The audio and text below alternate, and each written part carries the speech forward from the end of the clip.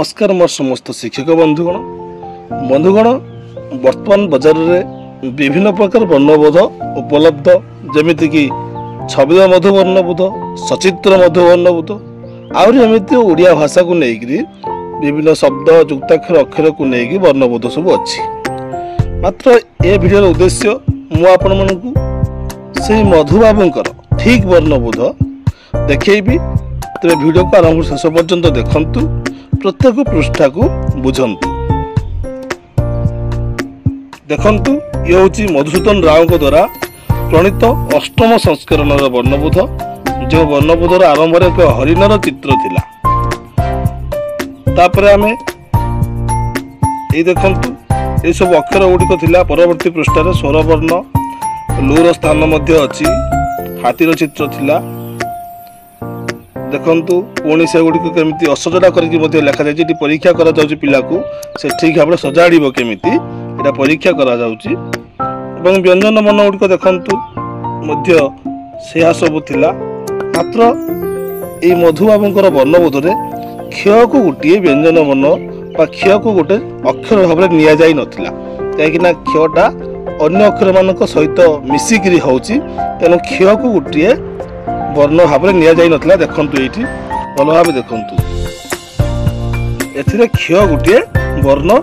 बा अक्षर नथिला मधुबाबूंकर वर्णबोध रे मात्र यदि क्ष को आम अक्षर भाव न लउ तो विभिन्न शब्द क्ष बिना तैयारी हो पारिब नाही जेमिति कि कक्ष अक्ष एमिति अनेक शब्द तैयारी हो पारिब नाही तेणु क्ष मध्य गोटे अक्षर गणा हेबा उचित देखंतु से मध्य परीक्षा कर ठीक भाव में कहा पर कौटा बाछिबे क्यों अक्षरटा अच्छी ताकू क्रमान्वय बाछिबे ये पृष्ठा को देखंतु अख आण इह अर्थात अक्षर नहीं शब्द गुड़िक से देते लू रे मध्य शब्द गुड़िक देइछन देखंतु लू लू दुईटा कि दुईटा अच्छी एवं से गोटे शब्द गठन करिसंती तापर देखंतु ए वर्णबोधर मध्य मधुबाबू विभिन्न प्रकार परामर्शमूलक वाक्य सब रखी शयन कर कलश धर ये सब पढ़िया बहुत सहज होता देखो आकार बना को लेकर से मध्य क आ का ख आ खा विस्तृत भाव से वर्णबोध वर्णना करते एमती सब रही देखंतु माछ भाषई जहाज आसई कला छता धर धान चाष कर एमती छोट छोट वाक्य गुड़िक पिला पढ़ार सुजोग पाई देखंतु क ई की ख ई खी ग ई की अर्थात का सहित कौटा मिसिले आसब कि ई कार सृष्टि हम ताहा से देइथिले विस्तृत भाव में ये देखंतु की थी दी थी बी भी री प्रभृति की थी दी थी बी भी री यहीपरि लिखा जाई पारे एटा गोटे विशेष सूचना से देइचंती एवं वर्णबोध देखंतु तांकर वर्णबोध एमि सब शब्द हरिण सहित हरिण नदी धरा भाई दौड़ना बड़ खरा छवि बही किणी आन भल पानी कर पान एमती सब जिनस गुड़िक से लिखिले दीर्घईकार एमती अच्छी पाइक साजिला कहारी बाजिला हाथी अइला चाली एथरे किसी नुआ नुआ गीत भरिया अच्छी जेगुड़िक वर्तमान वर्णबोध रे नहीं तापरे उकार देखंतु देखंतु तापरे अच्छी दीर्घ उकार विभिन्न प्रकार जिनस सब शब्द सहित वाक्य मध्य अच्छी जेते जो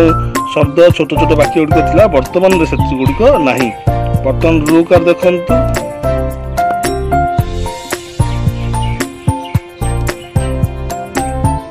एकार वर्णना छते दीर्घ रुकार व्यवहार हो नथिला से गोटे रुकार व्यवहार करिसंती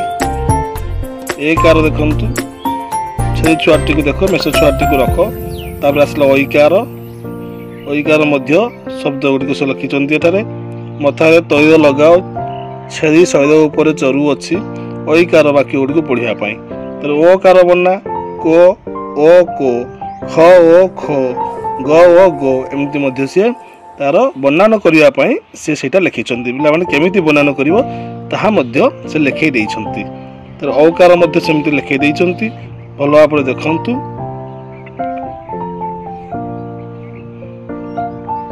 विविध पाठरे विभिन्न प्रकार मिशामिशी पाठ गुड़िक से रखिंट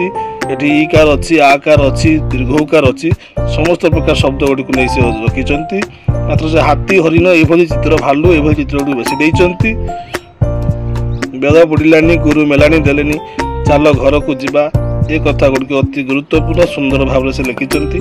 गाई बाछुरी आस खाइब परा दुब घास यहाँ वर्णबोधर गोटे गोटे लाइन देखा मिले ये देखो पुषी को नहीं आरे मोर पुषी खारे जिते खुशी दूध भात मिठा खाइबु घी पिठा मो पाखे बसी खारे मोर पुषी अनुस्वार जोगर कर से अंग कंग खंग गंग मांग ये अनुस्वार को लेकर से शब्द गुड़िक देइछंती वाक्य गुड़िक विसर्गर जोग होइछि सुख पर दुख दुख पर सुख लगी सदा संसार चंद्रबिंदुर जोग होइछि देखंतु तार हलंत जोग कर शब्द गठन करिसंती झोल रे हाथी झोल बा पानी खाई झोल बा पानी खाई फुल एमती सब देइछंती विविध पाठरे मध्य विभिन्न प्रकार शब्द को लेकर से चित्र सहित देइछंती तापर छोट छोट वाक्य जो पिला निहा दरकार मोर दुई आखि मोर दुई कान दुई हाथ दुई गोड़ आखि नथिले किछि देशे नाही कान नथिले किछि शुभे नाही हाथ नथिले किछि काम करिवे नाही एमिति से अनेक कथाटारे देइछंती मु डाहाण हाथरे पुति धरि अछि बा हाथरे छता धरिछि ए सब साधा साधा वाक्य पिला मानकु से देइछंती तू को मुसी टुकेई मुसी धान भर नक खाउता बसी तू था मु जाउछि रुसी आरे काऊ अ अ आ कहीं की राबुचु का चाउल दौची खा खा खा कहूँ ओइलु कही उड़ी जा ये सब सुंदर छोट छोट वाक्य गुड़िक से भल भाव देखु वर्तमान जो वर्णबोध या सहित संयोग करंतु कौन अच्छी कौन ना ये पदा को देइछंती से विभिन्न शब्दर सहित र पदा को विभिन्न शब्द सहित मु समय नौ ना तेणु मात्र टी आखि पकई दिंतु से प्रकृतर मधुबाबूर वर्णबोध केमी थिला वर्तमान केमिति टी आखि पकई दिंतु तेणु बेसी समय नौ ना शीघ्र चलई दौची वीडियो को न फला न को मध्य आउ केमिति लिखा जाए ताहा देइचंती तरे न केमिति आउ न तरे केमिति गुटिए देइचंती जत्न सेटा भी जत्न एटा भी जत्न देखंतु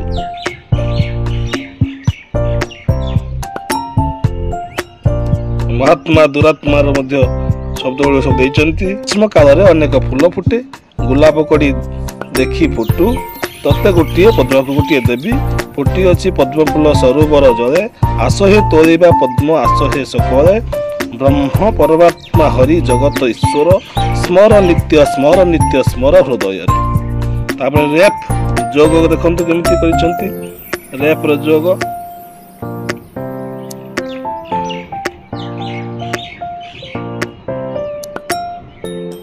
तापर से जुक्ताक्षर उ युक्त ख समान ओरेंख शंख श्रृंखला युक्त ग समान ओरेंग संग संगीत एठी मु कहि रखुची आपण मानकु जते गोटे अक्षर सृष्टि होची जेमिति कि क केमिति सृष्टि होची क रे हलंत युक्त अ समान क ख रे हलंत युक्त अ समान ख ग रे हलंत युक्त अ समान ग मात्र ओ रे कोटा केमिति सृष्टि होची देखंतु ओ युक्त क एना कोटा ऑलरेडी कोरे हंग ओ को नहीं सृष्टि सारी तेणु एठी आउ कोरे हंग लगे उचित नुहे सेमती ओर एक ओयुक्त ख एठी खरे हंग लगे ना तेणु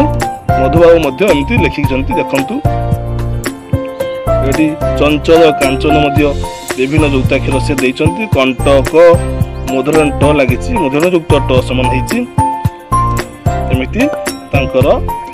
वर्णबोध बईटा संपूर्ण भाव में आपण मैंने आखि पकई दिंतु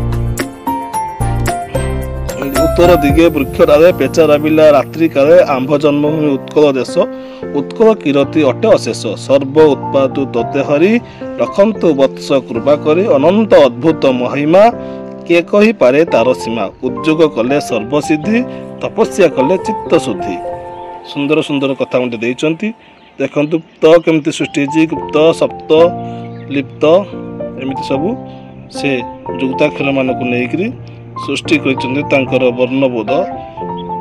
सुंदर सुंदर वाक्य सहित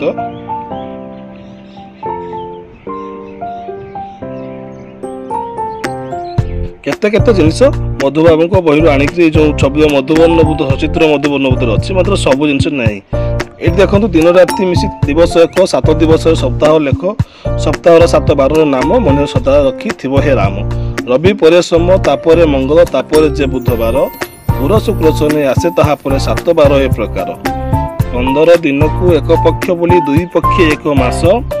2 ମାସ ମିଳେ ଏକ ଋତୁ ହୁଏ ମନେ ରଖ ପିତ ବାସ। ଶୁକ୍ଳ ପକ୍ଷେ ଚନ୍ଦ୍ର ପ୍ରତି ଦିବସରେ ବଢ଼ଇ ପୂର୍ଣ୍ଣିମା ଯାଏ କୃଷ୍ଣ ପକ୍ଷେ ପୁଣି ଅମାବାସ୍ୟା ଯାଏ ଅଳ୍ପ ଅଳ୍ପ ଛିଡ଼ୁ ଥାଏ। ଏଇଟା ଗୋଟେ ଭଲ କଥା। ଦ୍ୱାଦଶ ମାସରେ 6 ଋତୁ ହୁଏ କିଏ କହିପାରିବ କହ ଗ୍ରୀଷ୍ମ ବର୍ଷା ଶରତ ହେମନ୍ତ ଶିଶିର ହେମନ୍ତ ବସନ୍ତ ଋତୁରେ 6। ପୁଣି ଗ୍ରୀଷ୍ମ ବୈଶାଖ ଜ୍ୟେଷ୍ଠ ମାସର ଗୀତଟା ମଧ୍ୟ ଏଇଟା ଅଛି, ଏଇଟା ମନେ ରଖିବା ଉଚିତ। ତେବେ ସେ ବୃକ୍ଷକୁ ନେଇକି ମଧ୍ୟ ବର୍ଣ୍ଣବୋଧରେ ସ୍ଥାନ କରିଛନ୍ତି ତାଙ୍କର ଅନେକ କଥା। ଇଏ ହେଉଛି ମଧୁବାବୁଙ୍କର ବର୍ଣ୍ଣବୋଧ, ସେଟା ସଂକ୍ଷେପରେ ଆପଣମାନଙ୍କୁ ମୁଁ ଦେଖେଇଲି। ସୁନ୍ଦର ସଂସାରକୁ ନେଇକି ମଧ୍ୟ ସେ ଛୋଟିଆ ଗୀତଟିଏ ମଧ୍ୟ ଦେଇଛନ୍ତି। ପରମେଶ୍ୱର କଥା ମଧ୍ୟ ସେ ଦେଇଛନ୍ତି। ଏଠି ସ୍ତବ୍ଧ ମଧ୍ୟ ଅଛି, ପ୍ରଭାତ ବର୍ଣ୍ଣନା ମଧ୍ୟ ଅଛି, ସନ୍ଧ୍ୟା ମଧ୍ୟ ଅଛି। ଏ ସମସ୍ତ ଜିନିଷକୁ ନେଇ ମଧୁବାବୁ ତାଙ୍କର ବର୍ଣ୍ଣବୋଧ ଦେଇଛନ୍ତି।